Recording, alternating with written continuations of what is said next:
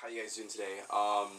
Today I want to talk about, or rather tonight, I want to talk about a book I recently just read, which is right here. It's Keep Your Love On by Danny Silk, and this is a book that really deals with building connections, effective communication, and setting boundaries inside of a relationship, and learning how to love.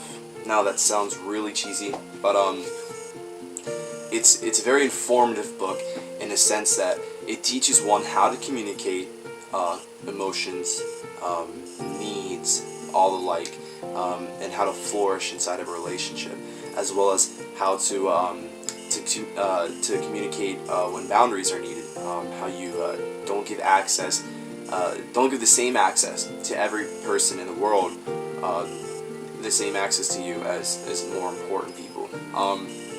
There are many things I've learned from this book. I've previously gone through a breakup, and it's helped me realize a lot of things. It's in no way, shape, or form a book that will help you get your ex back.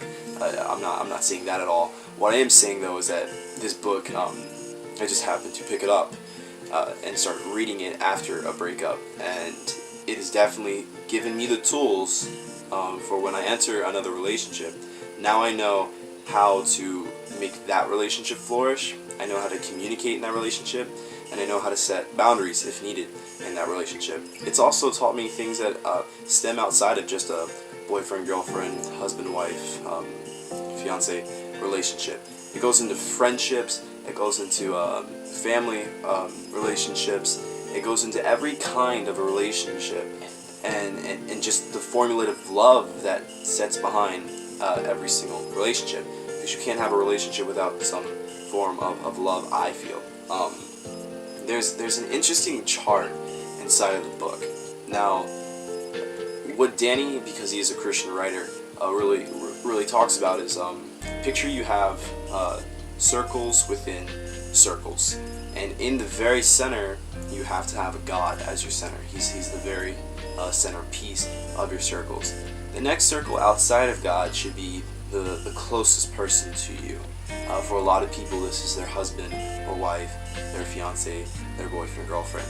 And then outside of the circles, you got close friends, then acquaintances, then strangers. And you realize that these circles are there because they signify the amount of attention, the amount of vulnerability, and the amount of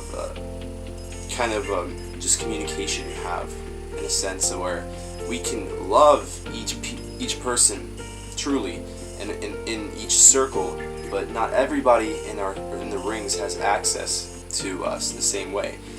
And what I mean by that is the person on the outer rings, as maybe acquaintances, doesn't have the same access as my closest friend inside the circle. His circle is much closer to mine than the outer rings where the acquaintance might be.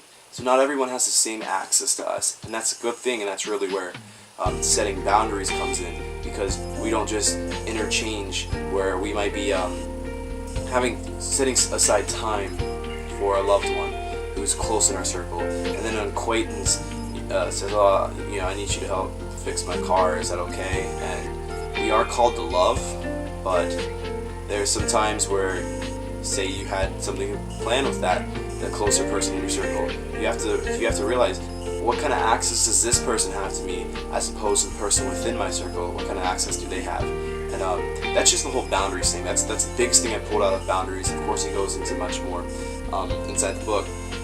Communication. He has this topic called iMessages, and I'm not talking about the iPhone. I'm not talking about those iMessages. Basically, it's a format, kind of like a rubric of a conversation that helps communicate emotions to somebody. Basically, you say, "I feel," and you will insert the emotion that you're feeling because of said event, and "I need to feel," insert emotion. Now that sounds really basic and bland, but he uses an example in the book. He's a good driver. He's never gotten any accidents, but he loves to drive fast, especially on these really narrow cliffs up in the Northwest when he's going on vacation. And his wife gets scared when he drives fast. And he's talking about in the book one moment where he's driving fast and weaving around the cars, and his wife says, you're scaring me, stop that. Now, there's something that happens inside where he says, I could have just said, that's crazy, I'm a good driver, the way you feel is stupid, you shouldn't feel that way, you should feel good because I feel good.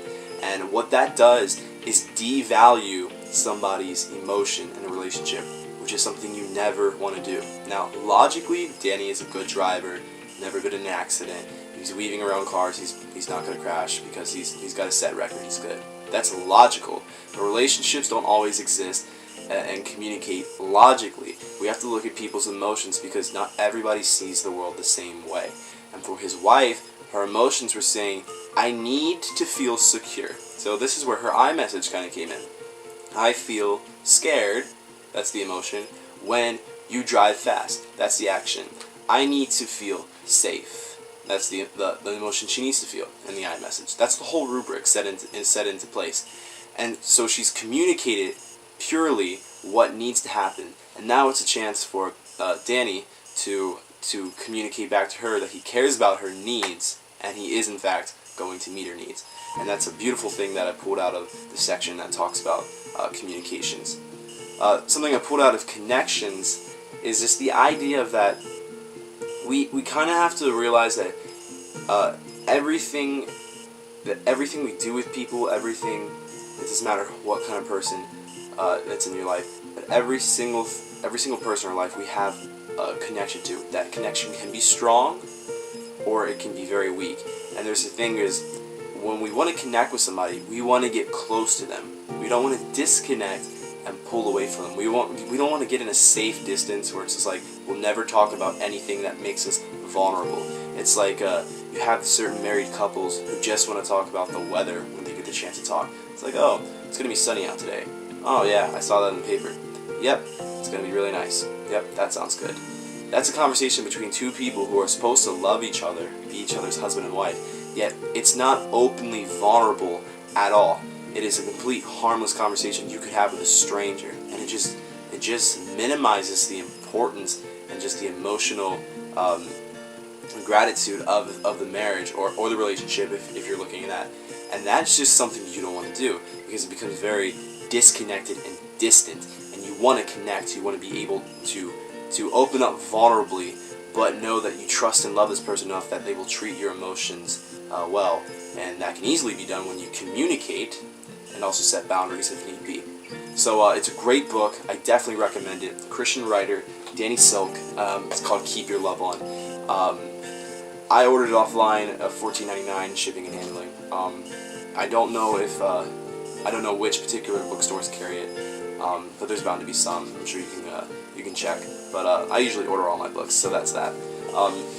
In my next video, I'll be reviewing Jefferson Beth's book, Jesus is Greater Than Religion, and really loved that book. I'll pull out some of my favorite parts of that book and talk about that in the next video.